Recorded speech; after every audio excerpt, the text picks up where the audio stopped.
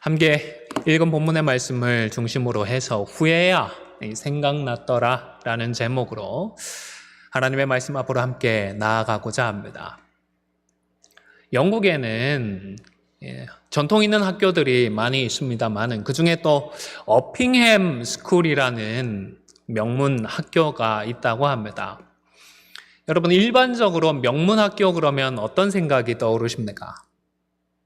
학생들이 좋은 대학교 들어가고 그 학교 출신들이 사회적으로 인정을 받고 있고 소위 말하는 성공한 사람들이 많아서 또 이런 졸업생들을 통하여서 계속해서 후원도 많이 받고 하는 그런 학교들을 명문 학교라고 생각을 할 것 같습니다.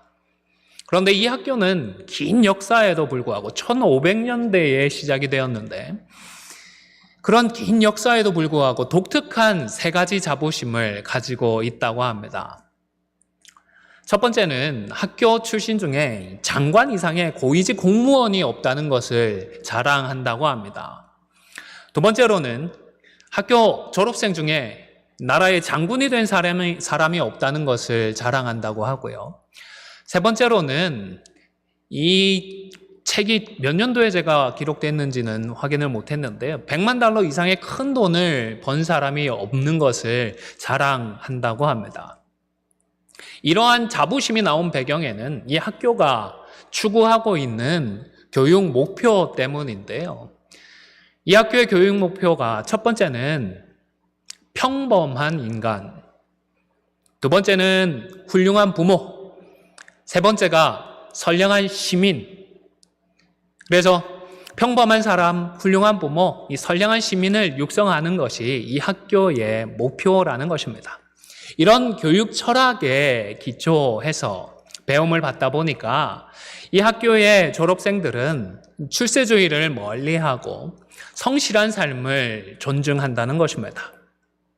그래서 비록 고관은 없고 재벌은 없고 더더욱 없지만 그래도 더 높은 신분을 도달하기 위해서 남을 이용하지는 않는다라고 합니다.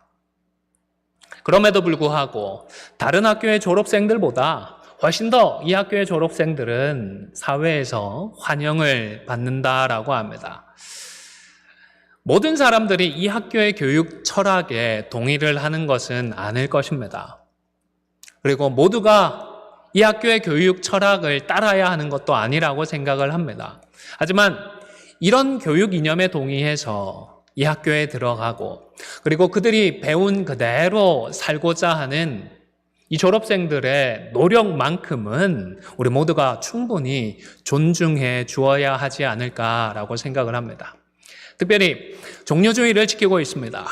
겸손의 왕으로 오신 우리 예수님을 기억하고서 굳이 나귀 새끼를 타고서 예루살렘에 입성하셨던 예수님의 그 순종의 마음을 다시 한번 되새기는 시간이 될 수 있기를 바랍니다. 12장 1절에 보면 6월절 6일 전에 예수님은 먼저 베다니로 가셨다라고 했습니다. 화면을 보시면 이제 수직 단면도가 나옵니다. 가운데가 옛날 다윗성이 있던 예루살렘의 위치가 되고요. 그리고 동쪽 저기 높은 곳에 언덕이 있는데 그곳에 베다니라고 하는 성읍이 있습니다. 아마도 예수님은 동쪽에서부터 산을 올라서 베다니를 거쳐서 예루살렘으로 입성을 하셨던 것 같습니다. 오늘날 베다니 저기 너머에서 항공사진을 찍은 것인데요. 밑에 쪽에 왼쪽 아래쪽에 베다니와 벳바게가 있고요. 그리고 저 멀리 감람산과 예루살렘의 모습이 사진으로 찍혀 있습니다. 이 베다니에는 예수님께서 살려주신 나사로가 살고 있었죠. 나사로는 두 명의 누이가 함께 있었는데 예수님께서 베다니에 오셨을 때에 이 삼남매가 예수님을 위해서 잔치를 베풀었습니다. 이 잔치에 불청객이라고 하기에는 좀 그렇다고 해서 환영을 받는 손님은 더더욱 아니었는데 유대인의 무리도 이곳을 찾아왔습니다. 요한은 그 이유를 기록해 두었는데 예수님도 보고 그리고 나사로도 같이 보기 위함이었다라고 했습니다. 일석이조 일거양득의 그런 마음으로 이곳을 찾아왔던 것입니다. 11절 말씀에 보면 나사로의 부활을 직접 확인한 유대인들이 이것이야말로 정말로 진정한 표적이다, 분명한 표적이다라고 생각을 하고서 예수님을 그리스도로 믿기 시작했다라고 했습니다. 그리고 이것은 예수님을 죽이고자 하던 그런 기회를 엿보고 있던 대제사장들에게는 하나의 골칫거리가 더 추가된 사건이었습니다. 그래서 그들은 나사로까지도 어떻게 하면 죽여 없앨까라는 모의까지 했더랬습니다. 원래는 이스라엘 사회에서 대제사장이 한 명만 존재해야 했습니다. 그런데 오늘 본문에 보면 예수님 당시 대제사장들이라고 해서 복수의 대제사장들이 있었던 것으로 기록을 하고 있습니다. 공적으로 인정을 받는 대제사장은 그 당시에 가야바라고 하는 대제사장이 있었습니다. 하지만 전직 대제사장이면서 동시에 가야바의 장인이기도 했던 안나스라는 인물도 은퇴를 했음에도 불구하고 계속해서 큰 영향력을 행사하고 있었습니다. 대제사장 한 사람이 유대 사회에서 갖고 있었던 그 영향력을 생각을 하면 한 명의 대제사장만 해도 이게 참 버거울 것 같은데 무려 2명의 대제사장과 상대를 해야 하는 그 암울하고도 황당한 상황을 아마도 요한은 대제사장들이라는 표현으로 나타내고자 했던 것이 아닌가 싶습니다. 다음 날 예수님은 예루살렘으로 올라가셨습니다. 아마도 베다니에서 워낙 큰 관심과 환대를 받다 보니까 좀 제자들이 으쓱해졌을까요? 예수님께서 직접 알려주신 것 같지는 않고 그 제자들 중에서 누군가가 다음날 예수님께서 예루살렘으로 올라가실 것 같다라는 소식을 알렸던 것 같습니다. 소문은 들리고 관심은 가지만 그렇다고 해서 예루살렘 성 밖까지 나가서 예수님을 만나볼 생각을 하지 못했던 그런 사람들까지 예수님께서 오신다고 그러니까 종려나무 가지를 들고서 예수님을 맞이하러 나아갔습니다. 종려나무 가지는 이렇게 생겼다고 하네요. 화면을 보시면 아마 우리가 익숙하게 잘 알고 있는 그런 형태의 나무 가지입니다. 이 종려나무 가지는 공간복음서에서는 언급이 되지 않고 있습니다. 오직 이 요한복음서에만 기록이 되어 있는데요. 전통적으로는 초막절에 사용이 되었던 식물입니다. 레위기 23장 40절에 보시면 첫날에는 너희가 아름다운 나무 실과와 종려나무 가지와 무성한 나무 가지와 신의 버들을 취하여 너희의 하나님 여호와 앞에서 이레 동안 즐거워할 것이니라. 이 말씀을 보면 종려나무뿐만 아니라 여러 나무들의 가지를 취해서 하나님 앞에서 즐거워했던 것을 알 수가 있습니다. 그런데 유대인들은 이 절기 말고도 다른 절기에서도 종려나무를 사용하기 시작했고 특별히 좀 승리를 상징하는 그런 식물로서 사용을 하게 되었다고 합니다. 사도 요한만이 예루살렘에 모인 사람들이 이 종려나무 가지를 사용을 하고서 예수님을 맞이한 사실을 기록한 것은 아마도 이때 예수님을 맞이한 이 사람들의 마음속에 있던 바람이 무엇이었는지를 좀 더 분명하게 앞서 기록되었던 복음서에서는 자세히 부각되지 않았기 때문에 자신은 이 내용을 좀 더 명확하게 드러내고 싶다라는 바람이 담겨 있던 것이 아닌가 싶습니다. 그곳에 모인 사람들은 승리의 왕을 기대했던 것입니다. 구약 성경을 통하여서 그들이 기대하고 있었던 승리의 왕, 그 메시아를 통하여서 이 땅에서의 영광스러운 승리가 성취되어질 것을 군중들은 기대를 했던 것입니다. 다윗의 새로운 왕국이 시작되어서 이 땅에서 영원하게 될 것을 학수고대했던 것입니다. 왜 이런 소망을 가졌을까요? 조금만 생각을 해보면 별로 어렵지 않을 것 같습니다. 한번 생각해 보십시오. 적군과 싸우다가 다치면 어떻게 될까요? 위생병을 부르는 게 아니라 누구를 찾아가면 되죠? 예수님을 찾아가면 고쳐주실 것 같습니다. 싸우다가 힘들고 허기가 지면 어떻게 하면 될까요? 전투가 길어지면 준비된 식량들이 떨어질 텐데 군량미 걱정을 할 필요가 있을까요? 그럴 필요도 없을 것 같습니다. 5병이요, 7병이요. 예수님께서 그 많은 사람들을 먹여주셨는데 이건 군량미 같은 걱정은 전혀 할 필요가 없을 것 같습니다. 심지어 싸우다가 죽었다. 그래도 걱정할 필요가 있을까요? 나사로 살리셨다는데 또 다른 사람들 살리는 것쯤이야 속된 말로 그건 껌이지 이러지 않았겠습니까? 그런 기대들을 군중들은 하고 종려나무 가지를 들고서 예수님을 맞이했던 것입니다. 요한은 무리들의 외침도 기록을 해두었습니다. 호산나 찬송하리로다. 주의 이름으로 오시는 이여 곧 이스라엘의 왕이시여. 승리의 왕으로서 예수님을 기대하고 그 예수님을 맞이했던 것입니다. 그곳에 모인 사람들은 한 목소리로 예수님을 환호했습니다. 사실 이것과 관련해서 사복음서 모두가 주의 이름으로 오시는 이라고 공통적으로 표현을 기록해두고 있습니다.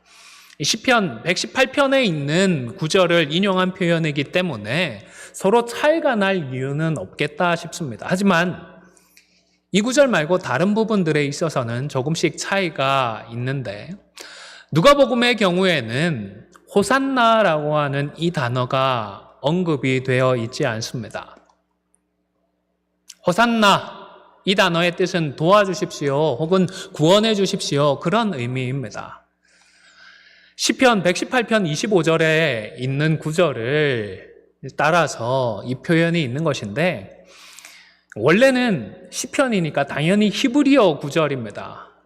그런데 바벨론 포로 이후에 바벨론 귀환 이후에 팔레스타인에 돌아와서 살고 있던 사람들이 주로 사용하던 단어는 이전의 히브리어는 아니고 아람어였습니다.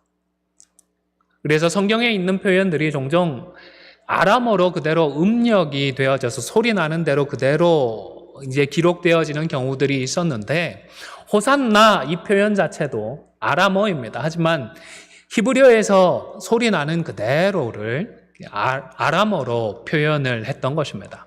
특별히 아람어로 이제는 그것이 헬라어로 기록이 되어지게 되는데 그때에는 과거에는 시편 118편의 말씀을 통하여서 짧은 기도로서 사용이 되었었는데 아람어 호산나 이렇게 사용되면서는 뭐라고 할까요? 영어로 호레이아라고 그렇게 하나요? 우리말로 하면 만세라고 환호할 때 쓰는 그런 의성어로 사용이 되었다는 것입니다. 사람들은 종려나무 가지를 들고 그리고 만세를 부르며 개선의 행진을 하는 승리의 왕으로서 예수님을 맞이하고 있었던 것입니다. 그런데 예수님은 한 가지 행동을 통하여서 사람들의 이런 바램과 소망과는 정반대의 뜻을 보여주셨습니다. 무엇을 타고 올라오셨죠? 네, 그렇습니다. 나귀를 타고 오셨던 것입니다. 그것도 나귀 새끼를 타고 오셨습니다. 여러분, 일반적으로 개선장군을 떠올려 보시기를 바랍니다. 어떤 짐승을 타고 올라오게 되죠? 큰 말입니다. 하얀 백말이 떠오르기도 하고 아니면 아주 윤기 나는 갈기를 가진 짙은 색의 근육질의 그런 명마가 떠오르기도 한데 하필 예수님은 나귀, 그것도 조그만 새끼 나귀를 타고 오셨던 것입니다. 왠지 우스꽝스러운 장면이 떠오릅니다. 워낙 십자가에 대한 부담감이 예수님의 그 부담감이 커서 그랬지 모르긴 몰라도 예수님도 새끼 나귀를 굳이 타고 싶지는 않으셨을 것 같습니다. 다 큰 성인이 새끼 나귀라뇨. 하지만 이것은 1차적으로 요한이 언급했던 대로 구약 성경의 예언을 성취하기 위함이었습니다. 원하지는 않으셨지만 그래도 주님은 겸손하게 말씀에 순종하셨던 것입니다. 스가랴 9장 9절의 말씀을 화면을 보시면서 함께 읽도록 하겠습니다. 시작. 시온에 따라 크게 기뻐할지어다. 예루살렘에 따라 즐거이 부를지어다. 보라, 내 왕이 내게 임하시나니 그는 공의로우시며 구원을 베푸시며 겸손하여서 나귀를 타시나니 나귀의 작은 것 곧 나귀 새끼니라. 이 말씀만 없었다면 아마 예수님도 백마를 타고 입성하셨을지도 모르겠습니다. 그러나 예수님은 이 말씀을 알고 계셨고 기억하셨고 이 말씀의 성취를 위하여서 기꺼이 순종하셨던 것입니다. 이런 희극적인 상황까지도 받아들이시고 순종하셨던 것입니다. 동시에 하나님의 뜻과는 다른 바람을 가지고 있던 대중들을 향하여서 한 가지 메시지를 전달하는 일종의 풍자이지도 않았을까, 블랙 코미디가 아니었을까 싶은 마음도 있습니다. 나를 승리의 왕으로 개선의 행진을 하는 임금으로 생각을 하고 있지만 그것은 너희들이 크게 잘못한 것이다, 잘못된 기대다라는 사실을 보여주기 위함이 아닐까 싶습니다. 사실 이 말씀은 예수님의 이 행동은 분명히 성경에 기록되었던 내용이었습니다. 그리고 그 뜻 자체도 그리 이해하기가 어렵지 않습니다. 아마 제자들을 포함한 대부분의 사람들이 지금까지 여러 번 구약의 이 구절이 낭독되는 것을 들었을 것이고 또 회당에서 관련된 설교도 여러 차례 들어보았을 것 같습니다. 그런데요, 여러분, 그날 그 자리에 있었던 그 누구도 이 말씀에 대한 스가랴 9장 9절의 말씀의 참 의미에 대해서 그리고 예수님께서 이 말씀의 성취를 위하여서 나귀를 타고 예루살렘에 오셨다라는 생각은 하지 못했던 것입니다. 16절 말씀에 보시면 다시 한번 같이 읽겠습니다. 시작. 제자들은 처음에 이 일을 깨닫지 못하였다가 예수께서 영광을 얻으신 후에야 이것이 예수께 대하여 기록된 것임과 사람들이 예수께 이같이 한 것임이 생각났더라. 사람들도 몰랐고요, 심지어 제자들도 몰랐던 것입니다. 그런데 여러분, 제자들이 왜 예수님께서 영광을 얻으신 그 후에야 예수님께서 말씀하고 순종하신 것임을 깨닫게 되었던 것일까요? 사람들은 좋아하는 것을 보기 마련이고 듣고 싶어 하는 것을 듣기 마련인 것 같습니다. 그런 경향이 농후한 것 같습니다. 사회적인 그 관계가 우리의 판단에 있어서 아주 중요한 기능을 한다라고도 일전에 말씀을 드렸던 기억이 있습니다만은 아마 제자들 역시도 그곳에 있던 무리들과 비슷한 생각들, 비슷한 기대들을 하다 보니까 분명히 그들도 아는 말씀이었지만 그 참 의미를 그때에 깨닫지 못했던 것이 아닌가 싶습니다. 한 책을 읽다가 흥미로운 일화를 접할 기회가 있었습니다. 한 미국의 원주민 인디언이 뉴욕시티에 가게 되었다고 합니다. 그리고는 그곳에서 사귀게 된 친구와 함께 길을 걷게 되었습니다. 한참을 이런저런 이야기를 하고 걸어가다가 갑자기 이 인디언 친구가 길을 멈추고 같이 가던 친구도 멈추어 세웠습니다. 그리고는 친구에게 귀뚜라미 소리를 들어보라고 했습니다. 여러분, 맨하튼 나가보신 분들 아시겠지만 얼마나 소란스럽습니까? 시끄럽습니까? 그곳에서 귀뚜라미 소리는커녕 새소리도 잘 듣기 힘들 것 같은데요. 친구가 무슨 소리나 아무 소리도 들리지 않는다라고 대답을 했습니다. 그러자 인디언은 그 친구를 조용히 귀뚜라미가 있는 곳으로 데리고 갔습니다. 정말로 귀뚜라미가 있었습니다. 깜짝 놀란 친구가 어떻게 알았느냐며 인디언들은 청력도 다른 사람들보다 뛰어나냐 물었습니다. 그러자 이 인디언이 대수롭지 않다는 듯이 이렇게 대답을 했다고 합니다. 그건 간단해. 좋아하는 소리는 애쓰지 않아도 들리기 마련이라네. 자신이 그런 곤충들의 소리를 좋아하니까 잘 들렸다라는 것입니다. 이렇게만 끝내지 않고 자신의 생각을 증명해 보였습니다. 주머니에 손을 넣더니 동전을 길에다 뿌렸습니다. 동전이 떨어지는 소리가 들렸습니다. 주변의 사람들이 어떻게 했을까요? 어떤 소리가 들려도 반응하지 않던 맨하튼의 사람들이, 뉴욕시티의 사람들이 동전이 떨어지는 소리를 들으니까 다 고개를 돌려서는 쳐다보던 것입니다. 좋아하는 소리에는 쉽게 반응을 하는 것입니다.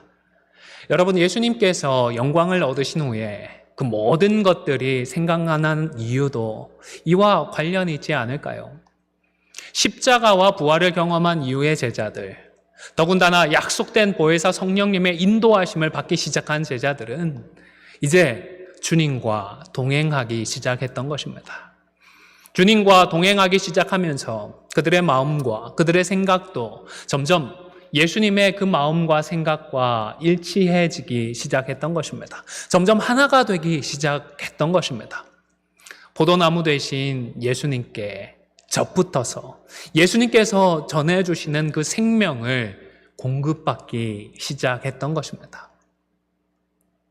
그러니까 그 후에 그들이 이 말씀의 참 의미가 무엇인지 깨닫고 기억하게 되었던 것입니다. 사랑하는 성도 여러분, 예수님께 든든히 접붙어서 예수님의 생명을 풍성하게 공급받으면 받을수록, 그리고 우리가 예수님을 더욱 사랑하면 사랑할수록 우리들 또한 하나님의 음성을 더욱 잘 듣고 잘 이해하고 잘 순종하게 될 줄로 믿습니다. 여러분, 하나님을 사랑하지 않는 사람들은 달랐습니다. 그들은 분명히 하나님의 계명도 알았고요, 절기도 잘 지켰습니다. 예배도 꼬박꼬박 드렸던 그런 사람들입니다. 그러나 그들은 하나님과의 사랑의 관계를 맺지 않았고 하나님을 사랑하지 않았습니다. 그래서 19절에 보시면 바리새인들은 서로 말하되 볼지어다 너희 하는 일이 쓸데없도다 보라 온 세상이 그를 따르는도다 했습니다. 바리새인들이 여러분, 하나님을 정말로 사랑해서 하나님의 그 뜻을 따르기 위하여서 어떤 일을 도모하고 어떤 판단들을 하지 않았습니다. 하나님의 뜻이 어디에 있는지 여기에는 관심을 갖지 않았습니다. 혹 율법을 잘 따르는 자신들을 다른 사람들이 좀 인정해주고 따라주기를 기대했던 것은 아닐까요? 분명한 것은 그들이 하나님을 사랑하기 때문에 나사로까지 죽이려고 하지 않았다라는 점입니다. 그들을 위해서 나사로까지 죽이려고 했습니다. 그들이 하나님을 사랑해서 예수님을 죽이려고 했던 것도 아니었습니다. 빛으로 오신 그 예수님과 계속해서 그들의 어두움이 대조되어 드러나고 그들의 위선과 죄악됨이 드러나니까 견딜 수가 없었던 것입니다. 그들 속에 있었던 증오와 미움들, 그것 때문에 예수님을 죽이려고 했던 것이지 결코 하나님을 사랑하기 때문에 이런 모의를 했던 것이 아닌 것입니다. 하나님을 사랑하지 않으니까 하나님의 말씀이 주어져 있음에도 불구하고 그 말씀을 제대로 듣지 못하고 설령 듣는다 하더라도 이해할 수가 없었던 것입니다. 사랑하는 성도 여러분, 더욱더 우리 예수님을 사랑하십시오. 사랑할 수 있도록 말씀과 기도로 지속적으로 우리 주님과 교제를 나누십시오. 혹 여러분이 바라는 만큼 하나님의 말씀을 가까이 하지 못하고 충분히 순종하지 못하는 것 때문에 안타까움을 느끼시거나 죄의식까지 느끼지는 않으십니까? 저는 괜찮다고 생각을 합니다. 왜냐하면 지난 시간에 말씀을 드린 것처럼 이런 죄송한 마음을 가진다는 그 자체가 우리가 하나님의 자녀다라는 사실을 드러내 보여주는 증거이기 때문입니다. 다만 이런 마음이 들면 그저 죄송한 마음으로만 그치지 말고 다시 한번 우리가 의지를 사용해서 하나님의 말씀 앞으로 한 발짝 더 나아갈 수 있기를 바랍니다. 하나님께서 생각나게 해주신, 나의 부족함을 느끼고 죄책감까지 느끼게 해주신 그 말씀에 순종하기 위하여서 다시 한번 노력할 수 있기를 바랍니다. 되든지 못하든지 간에, 하든지 못하든지 간에 그러면 충분한 줄로 믿습니다. 하나님은 우리가 바꿀 수 없는 그 옛 과거가 아니라 지금 믿음으로 결단하고 지금 믿음으로 행할 수 있는 우리의 오늘에 관심을 가지고 계시는 줄로 믿습니다. 사도 요한이요, 제자들이 처음에 깨닫지 못했던 것들을 책망하고 비난하기 위하여서 오늘 말씀을 기록했을까요? 저는 아니라고 믿습니다. 우선은 겸손의 왕으로 오신 예수님을 소개하기 위하여서 오늘의 말씀을 기록을 했을 것입니다. 뿐만 아니라 십자가와 부활을 경험한 그 후에라도, 그때라도 생각을 하고서 증인으로 살아가고자 하는 제자들의 그 오늘의 삶을 자랑스러워하며 기록을 해두고 있지 않나 생각을 합니다. 요한은 대조적으로 바리새인들은 끝까지 쓸모없는 일을 했지만, 그러나 제자들은 후에라도 생각을 해서 깨달은 그 오늘을 믿음으로 살아갔고, 또한 겸손히 주님을 본받아갔던 이 제자들의 새로운 삶에 대해서 사도 요한은 기쁘게 그리고 자랑스럽게 소개를 하는 것이 아닌가 싶습니다. 또한 이 말씀은 하나님께서 믿음의 사람들에게는 후에라도 그 말씀을 생각나게 해주신다. 하나님께서 그 의미를 깨닫게 해주셔서 그 말씀에 순종할 수 있게 해주신다라는 그 사실을 보여주시는 말씀인 줄로 믿습니다. 사랑하는 성도 여러분, 우리가 주님을 사랑하면 주님께서 우리에게도 역사해 주실 줄로 믿습니다. 우리를 이끌어 주시고 우리를 인도해 주실 것입니다. 제가 대학교 2학년 때 신앙의 훈련을 함께 받고 있던 대학교 SFC 멤버들 7명과 함께 이 자취방을 구해서 같이 생활을 했던 적이 있습니다. 저와 룸메이트가 되었던 그 친구는 경상도에 있는 거창에 있는 거창고등학교라는 학교 출신입니다. 한 번씩 학교 이야기를 들려주면 참 흥미롭게 들었던 기억이 있습니다. 제가 있던 곳에서는, 부산에서는 겨울에 눈을 한 번 보기도 좀 힘든데, 그 거창고등학교에서는 첫눈이 내리면 학교 수업을 중단하고는 전교생이 다 밖으로 나가서 토끼몰이를 하고 토끼를 잡는다고 합니다. 그 얘기를 듣고 얼마나 부럽던지요. 저는 와, 대한민국에 그런 학교도 있구나 싶었습니다. 그리고 학교의 교장 선생님이셨던 전영창 교장 선생님께서 쓰셨다라고 하는 직업 선택의 10계명을 굉장히 자랑스러워 했더랬습니다. 첫 번째가 월급이 적은 쪽을 택하라는 교훈이었습니다. 두 번째는 내가 원하는 곳이 아니라 나를 필요로 하는 곳으로 택하라는 것이었고, 세 번째로는 승진 기회가 거의 없는 곳을 택하라는 것이었고, 모든 조건이 갖추어진 곳을 피하고 처음부터 시작해야 하는 황무지를 택하라는 것이었습니다. 제가 친구 말 몇 번을 듣고 바로 기억을 한 것은 아니고요. 이런 내용이 있었다 알고 인터넷을 찾아서 다시 확인을 한 것입니다. 다섯 번째는 앞을 다투어 모여드는 곳은 절대 가지 마라. 아무도 가지 않는 곳으로 가라. 여섯 번째는요, 장래성이 전혀 없다고 생각되는 곳으로 가라. 일곱 번째는 사회적 존경 같은 건 바라볼 수 없는 곳으로 가라. 여덟 번째는 한가운데가 아니라 가장자리로 가라. 오타가 났네요. 죄송합니다. 아홉 번째는 부모나 아내나 약혼자가 결사반대를 하는 곳이면 틀림없다. 의심치 말고 가라. 열 번째는 왕관이 아니라 단두대가 기다리고 있는 곳으로 가라. 아마 우리 대부분의 성도들께서 여러 번 들어보셨던 내용이 아닐까 싶습니다. 제가 처음 친구한테 그 얘기를 들었을 때에는 참 좋은 교훈인 것 같다라는 생각을 하면서도 누가 이렇게 살 수 있을까? 이렇게 사는 사람들이 과연 얼마나 될까라는 생각을 하기도 했더랬습니다. 서두에 언급했던 그 어핑햄 스쿨 이야기를 접하면서 머릿속에 떠올랐던 것이 이 10계명이었습니다. 한국에는 거창고등학교가 있는데 그런 생각이 들었던 것입니다. 여러분, 하나님은 영광스러운 방법이 아니라 겸손을 통하여서 하나님의 뜻을 이루셨습니다. 우리 예수님 만왕의 왕이셨습니다.